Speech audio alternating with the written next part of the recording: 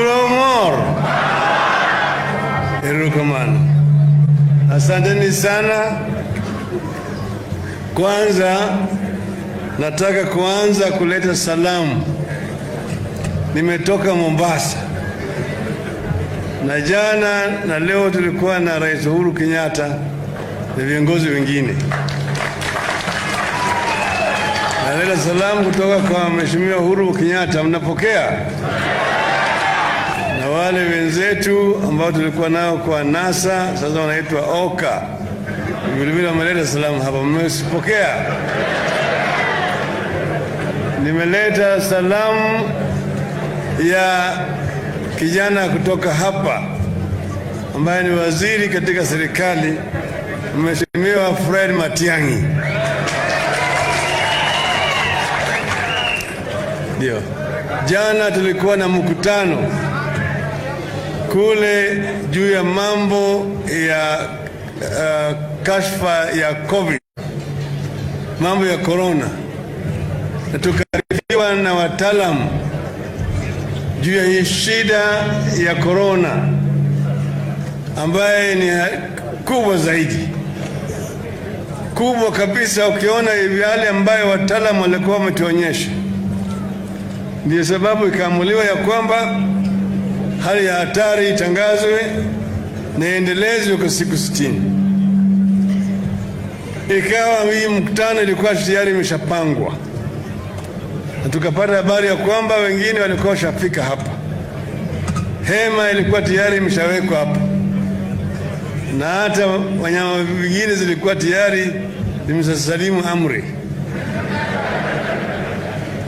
Sasa ikawa ni vigumu sana ya kuahirisha.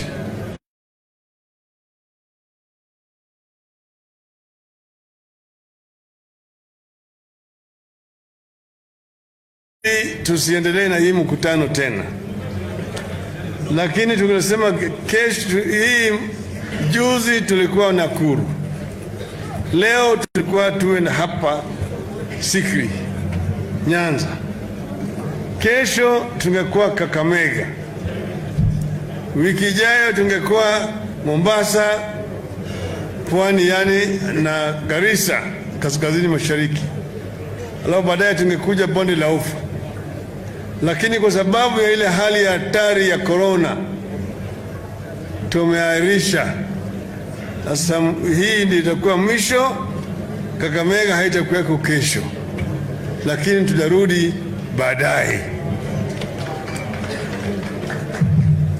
Niko na maneno machache nataka kusema kwa kimombo.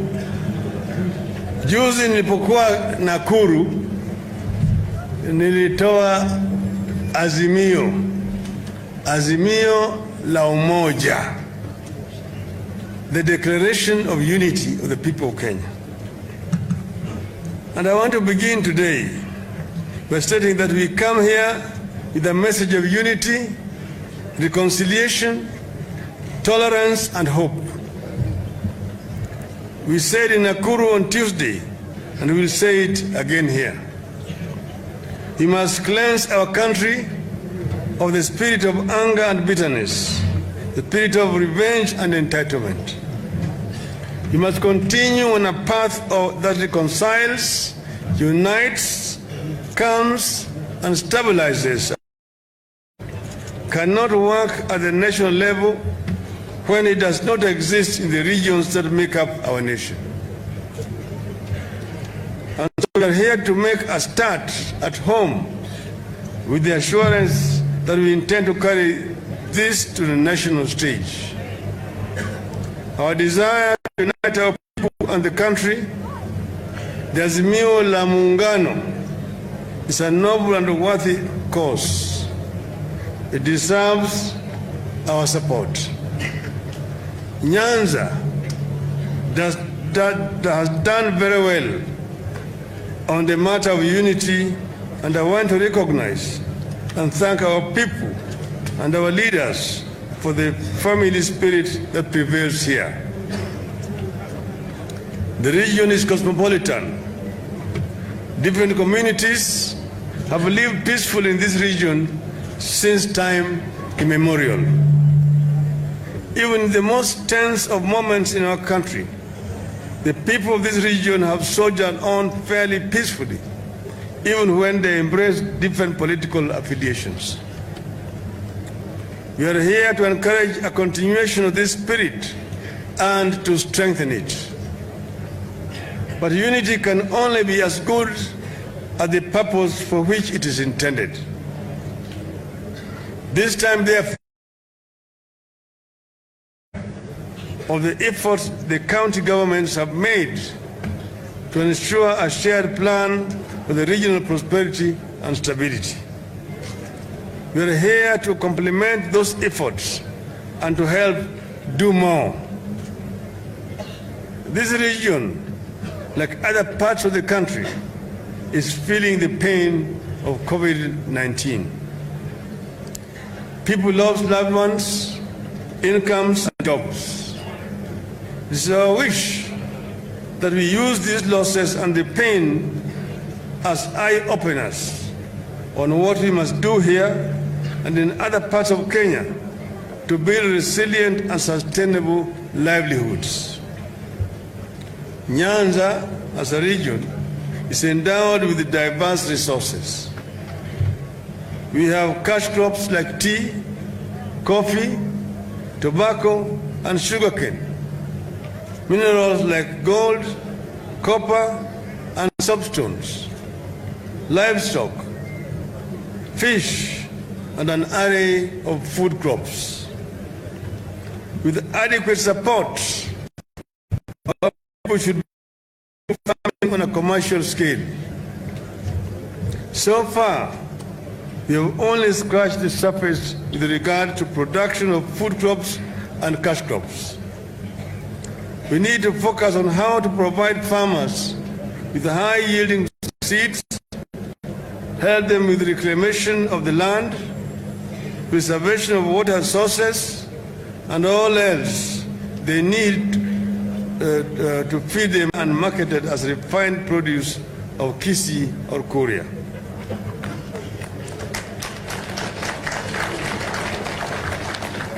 With a better and unified approach to development, we could drastically, but at very subsistence level. The dream of investment in skills and rural transformation for local industrialization could easily begin here. We can do more to sufficiently organize the informal food markets where food is bought and sold. Mothers don't need to make do with the congested spaces as they do today. We need innovative ways to address tribulations of rural women and the girl child, including access to credit, healthcare, and education, which are among the many challenges they face. Empowering women is key to the well-being of individuals, families, and overall economic productivity. We can do more to help the farmers transport food from where surplus is to where it is in short supply.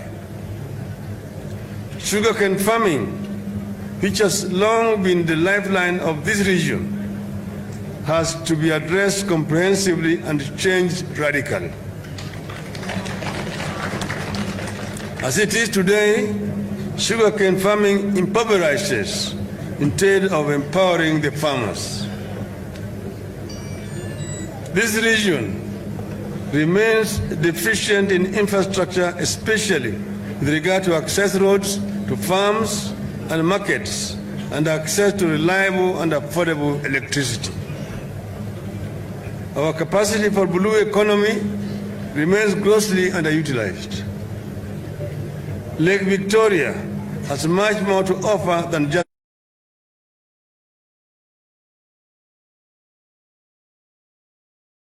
and maritime transport and aquaculture, among others.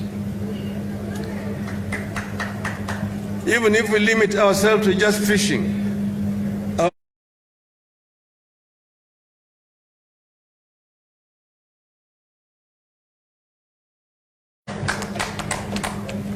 as a region, We need to explore innovative ways to support the creation and the growth of small and medium enterprises, particularly youth-owned businesses.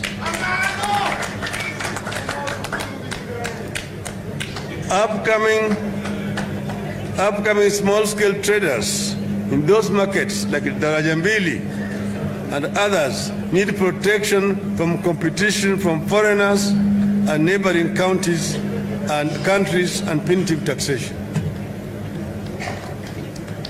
We need to enhance investment in ICT and digital infrastructure, support communication and businesses, especially those owned by the youth.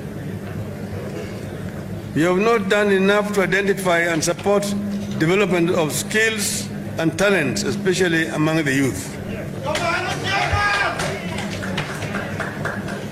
Take sports, for instance.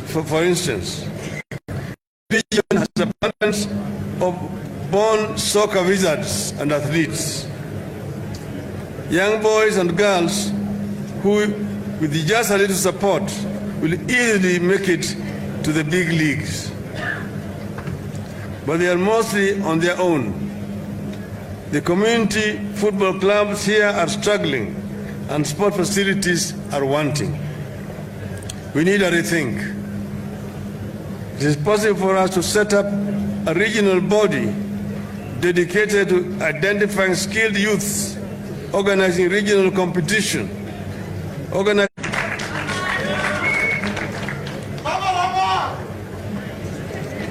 Awinji.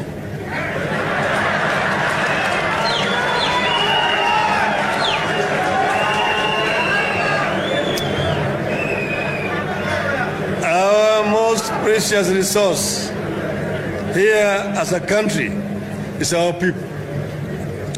The healthier the people, the stronger we are, and better our ability to grow from our own efforts. We need to pool efforts and resources to ensure that the region has a robust primary public health care system, starting from the family level to the public health care delivery system as a whole. As a region that borders other countries, we are particularly vulnerable to policies of our neighbors. We have seen that during this pandemic, and with regard to security, our people receive foreigners whose status are unknown. We therefore need to invest in health and security infrastructure that can withstand attacks. We need to always put our heads together to ensure substantial increase in the number of medical institutions, medical staff, clinics and hospital beds, and access to a diverse choice of quality and healthy foods. Parents in this region, just like parents in the rest of the country, treasure the education of their children. We join them in this. But recent policy changes, like the 100% transition, which we fully support, require that we do more for education. Schools are bursting at the seams. The recommended teacher-student ratio is failing, and that will have consequences for our children. You have to institute partnerships between national and county governments to address the issues of infrastructure in schools without wasteful and unnecessary duplication. So, ladies and gentlemen, we are here to appeal that we join hands as a region, get our political act together, pull in one direction, and use the unity to create opportunities for our people and the nation in return. If we are able to pull together as a region, identify our priorities together, back it up with political goodwill and unity, nothing will stop us from addressing the development needs of our people. Already, Our governors have started us off in this direction by coming together as a Lake Region Economic Bloc. That declaration needs to be cascaded to our villages and homes. It must be strengthened through concrete actions that uplift the lives of our people. With unity, we can achieve it. Let us join hands and work together as a region and as a country. I thank you.